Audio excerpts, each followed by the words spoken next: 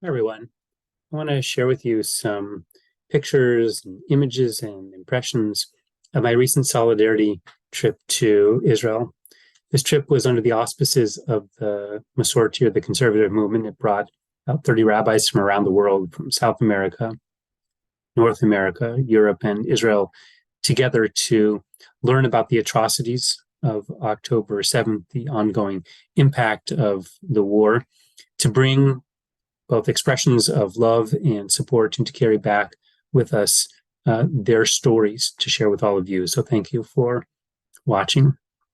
On the second day of our mission, we traveled down towards Gaza, and this was quite an intense day. We had to prepare by traveling in a bulletproof bus, as well as receiving special gear. I'll show you some of the gear we received. Here I am dressed in a special bulletproof vest, as well as helmet. In fact, we were the first people to wear these helmets. Then they were going to the army. Even though I was wearing this, I felt absolutely safe the entire time I was in Israel. We were in good hands, and knew that they would never take us into an area where there was danger. We were lucky that we never heard a siren, but we were told constantly what would happen if a siren sounded, that we'd have so many seconds to get to a shelter. The closer you are to Gaza, the shorter time you have. And we went down very close to Gaza. We could see it off in the distance. We went to Kfar Aza. And in this picture, this is the fence that is the outside of the kibbutz. And back here in the distance, that's Gaza City. So you can see it's really just a stone throw. And this is exactly where the terrorists broke through the fence and wrought a tremendous barbaric act of terrorism. We were led through the kibbutz by this gentleman who's the chief spokesperson for the police. And here we're standing in a field where the police did battle with the terrorists. In fact, these remnants are military vests worn by the terrorists. We went to an area of the kibbutz that was really used for youth, teenagers and lone soldiers and young adults.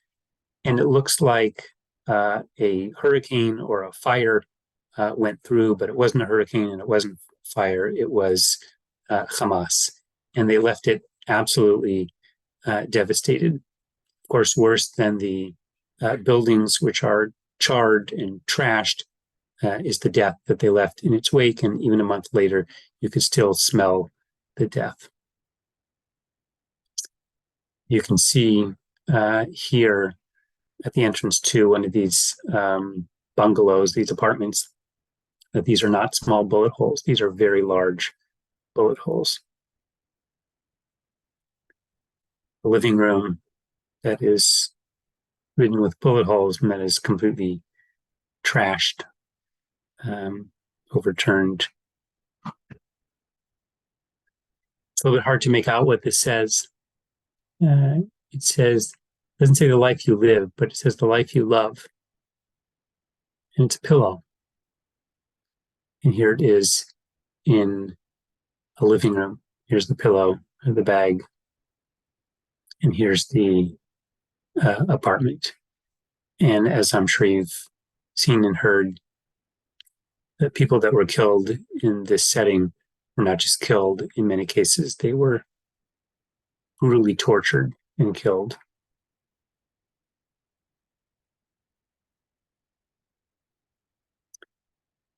It says on this picture, by the door leads moach, to plant, and there's pictures of planting. And it's appropriate for the young adults who are living there, who had their whole lives ahead of them. And they were these young flowers.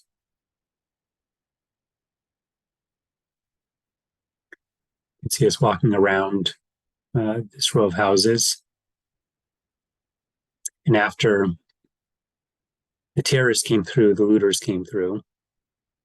In fact, one of the people we ran into was a resident here. She was back looking around at her home.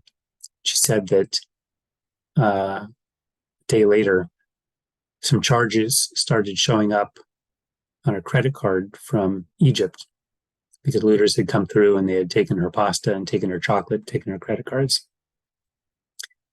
She showed us she didn't want to be pictured, so I don't have a picture of her, but she showed us with each and every apartment the fate of these people.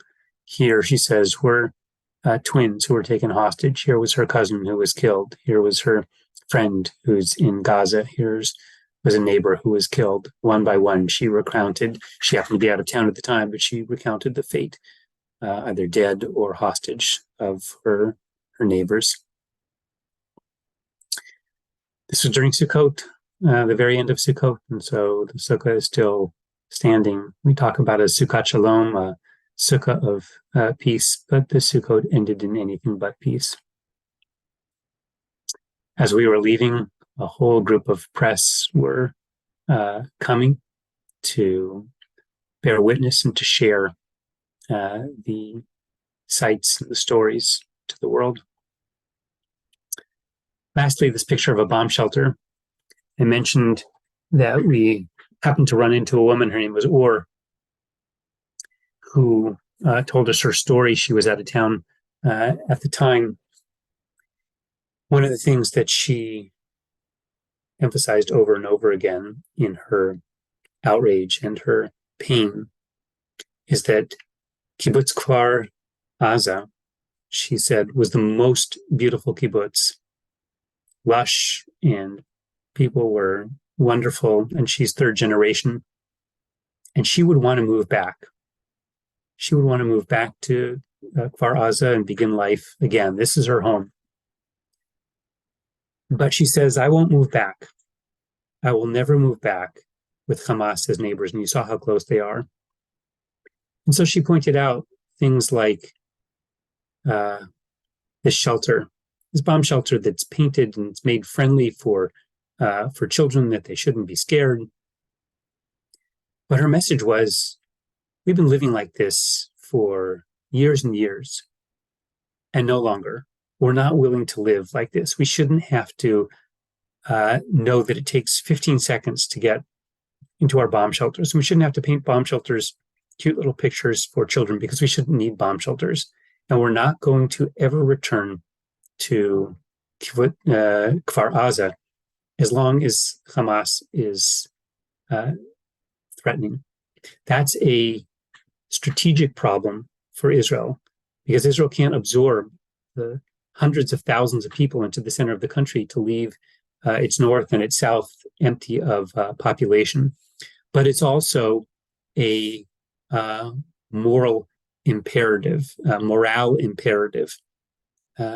because Israel has to prove that it can protect its citizens up until the very borders themselves. And so Israel is fighting this war in order to not only secure the border, but in order to repopulate the north and the south, and to allow people to live in peace, that they should only be decorating classrooms and not bomb shelters.